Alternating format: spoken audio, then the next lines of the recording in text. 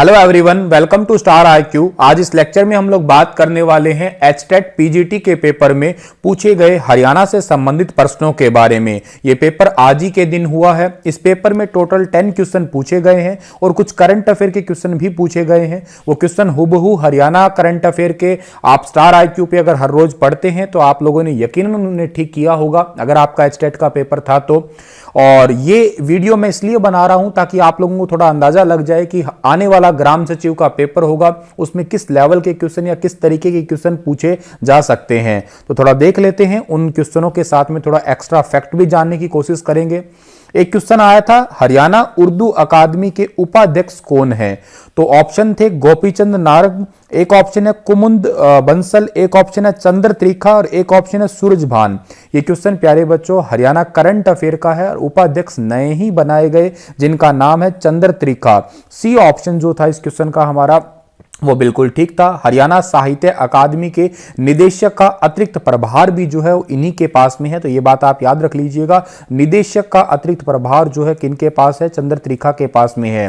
अच्छा, इसके अलावा हरियाणा साहित्य अकादमी के उपाध्यक्ष की बात करते हैं। हरियाणा साहित्य अकादमी जो है उसके उपाध्यक्ष हैं, उनका नाम है राणा। ठीक है, क्या नाम है? राणा ओब्रॉय। ये बात आप एक और याद कर लीजिएगा, हो सकता है आपसे आने वाले किसी और पेपर में पूछा जाए। एक हरियाणा पंजाबी साहित्य के उपाध्यक्ष भी याद कर लीजिएगा, ये तो मेरे नाम से ही है, जिनका नाम है सुनील वशिष्ठ। ठीक है, सुनील वशिष्ठ हैं ये। और आप एक पर्यटन निगम के चेयरमैन भी याद कर लीजिएगा, रणधीर सिंह है। रणधीर सिंह जरूर याद कर लीजिएगा आप लोग। ठीक है भाई, रणधीर सिंह, ये लिख देता हूं मैं आपके लिए, रणधीर सिंह। तो ये चीज आप लोगों को याद रखनी थी। उर्दू साहित्य अकादमी का उपाध्यक्ष, दोबारा रिपीट कर रहा हूं, चंद्र त्रिखा है। और उर्दू साहित्य अकादमी के अलावा हरियाणा साहित्य अकादमी के उपाध्यक्ष कौन बताए हैं? राणा ओब्रॉय बताए हैं मैंने आपको। और हरियाणा पंजाबी साहित्य अकादमी के अध्यक्ष बताए हैं सुनील वशिष्ठ बताए हैं। और पर्यटन निगम के चेयरमैन बताए हैं रणधीर सिंह। ठीक है, रणधीर सिंह गोलन इनका वैसे पूरा नाम है। और हरियाणा साहित्य अकादमी के निदेशक का अतिरिक्त प्रभार किसके पास में है? वो भी चंद्र त्रिखा के पास में है। इंपॉर्टेंट क्वेश्चन था ये वाला। अच्छा जी, अगला क्वेश्चन भी करंट अफेयर का है और ये क्वेश्चन भी आप लोग ने अगर देखा है, हर रोज अगर हरियाणा करंट अफेयर पढ़ते हैं आप लोग तो यकीनन आपका जब ये अवार्ड सेरेमनी थी उस दौरान सितंबर का अक्टूबर के महीने के दौरान आप लोगों ने ये पढ़ा होगा। विनेश फोगाट को हाल ही में किस राष्ट्रीय पुरस्कार से सम्मानित किया गया? अब देखिएगा, विनेश फोगाट कोई कोच तो है नहीं, तो द्रोणाचार्य अवार्ड तो मिलने से रहा इनको। ठीक है, और ना ही इनको कोई ध्यानचंद अवार्ड मिलने से रहा। अब ऑप्शन तो बचते थे केवल बी और सी, तो यहां ऑप्शन जो है वो सी बिल्कुल ठीक रहेगा। राजीव गांधी खेल रत्न अवार्ड से जो है इन्हें सम्मानित किया गया है 2020 के अंदर। और किसके लिए, किस गेम के अंदर? कुश्ती गेम के अंदर। तो ये बात भी आप याद कर सकते हैं। ठीक है, हाँ, यहां पे और भी किनको मिला है? हरियाणा की एक लड़की है शाहबाद की, जिनका नाम क्या है? रानी रामपाल। और रानी रामपाल को हॉकी के लिए जो मिला है याद रखिएगा।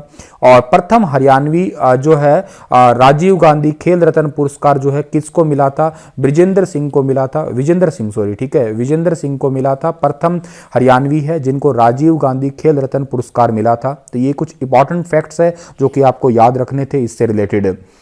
अगला क्वेश्चन था, टिक्कर ताल झील हरियाणा के किस जिले में है? यकीनन खैर ये तो सबको पता है, ये कोई करंट अफेयर का क्वेश्चन नहीं था, स्टैटिक क्वेश्चन था। पंचकुला डिस्ट्रिक्ट में पड़ती है ये झील। ठीक है, रोहतक में तिलियार झील है, याद रखिएगा आप लोग। करनाल में कर्ण झील है, याद रखिएगा आप लोग। और पंचकुला में टिक्कर ताल झील है।